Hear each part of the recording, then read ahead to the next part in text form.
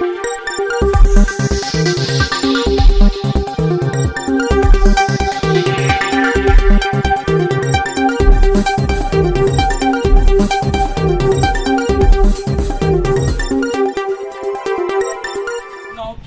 चरण का मतदान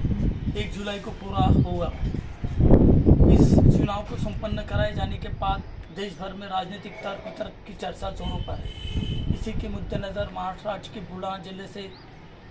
जो लोकसभा प्रत्याशी है उनमें से 3 कैंडिडेट में आगे पीछे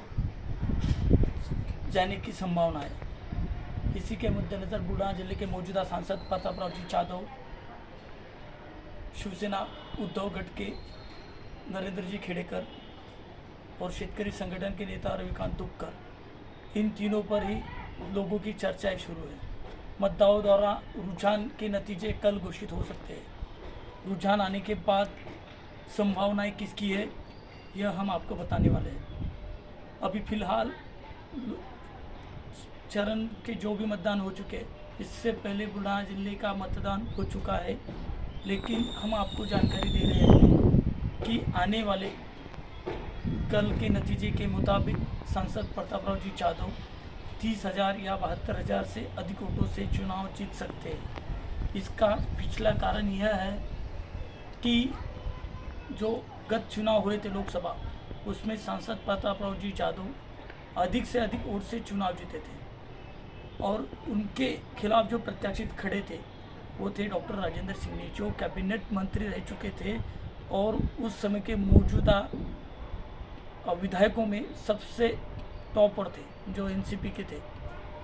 उनकी चर्चा भी पिछले बार जोरों पर थी कि वो चुनाव जीतेंगे, चुनाव जीतने वाले हैं, पर ऐसा हुआ नहीं और नतीजे ऐसे आए कि सांसद प्रतापरावजी जाधव चुनाव जीत गए। इसके एक कारण और भी था कि वंचित आघाड़ी के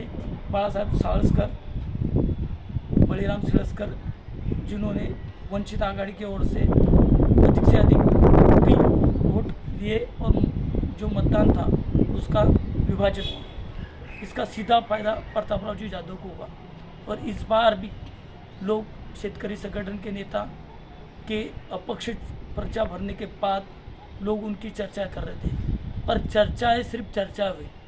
इस पर कोई भी वोटिंग हुई नहीं है। हाँ, वो कुछ वोटिंग मतदान खा चुके,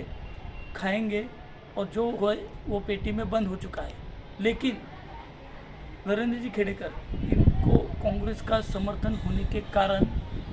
शायद वो नंबर 2 पे रह सकते, नंबर 3 पे तुक्का रह सकते, नंबर 4, 5 और भी है, वंचित है और अपक्ष है, वो रह सकते हैं। लेकिन नंबर 1 पे सांसद प्रतापरावजी जाधव, इनका 30,000 या 72,000 से अधिक वोटों से चुन के आना संभव है। इसका कारण सिंधेगढ़ ने किए गए कामों के बारे में। अभी जो फिलहाल जो मोदी के समर्थन उनको है, भाजपा समर्थित उम्मीदवार है, सिंधेगढ़ की ओर से उनका शिवसेना की ओर से वो जो प्रत्याशी बनकर खड़े हैं और जो अभी जो काम हुए, अभी जो 1 साल में जो विकास कामों के अगर अपन देखा जाए, बाईपास हो, समृद्धि महामार्ग हो, जो जल डैम के काम हो, जितने भी काम हो, उसमें उन्होंने ज़्यादा से ज़्यादा अपना योगदान दिया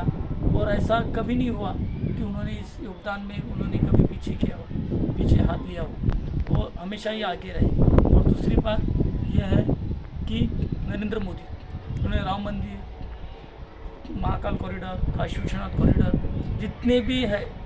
उन्होंने योगदान दिया और इस योगदान का हिंदू फैक्ट एकदम नज़र आ रहा है और जो वोटिंग है वो सीधी मोदी के खाते में जा रही है। और दूसरी बात, सिंधेगढ़ के कामों के कारण प्रतापरावजी जाधव के विकास और उनके जो 35 साल का राजनीतिक अनुभव है, यह उनका काम आने वाला है और इस काम को उनको वोटिंग के रूप में लोग उनको आशीर्वाद देंगे, यह नतीजे बताए जा रहे हैं। और दैनिक भास्कर, मेकर भूमि और रॉकस्टार ग्रुप सोशल मीडिया की ओर से किए गए सर्वे के मुताबिक चर्चाएं सभी की है, खेड़ेकर की भी है, रविकांत तुपकर जी की भी है, पर इस दौरान जो चर्चाएं चालू है वह चर्चाएं वोटिंग के रूप में नहीं हुई। वोटिंग के रूप में सभी जो लोग थे, जो मतदाता थे, उन्होंने आखिरी 2 दिन में जो परिवर्तन किया, उस परिवर्तन के हिसाब से सांसद प्रताप राव जी जाधव चुन के आने वाले हैं।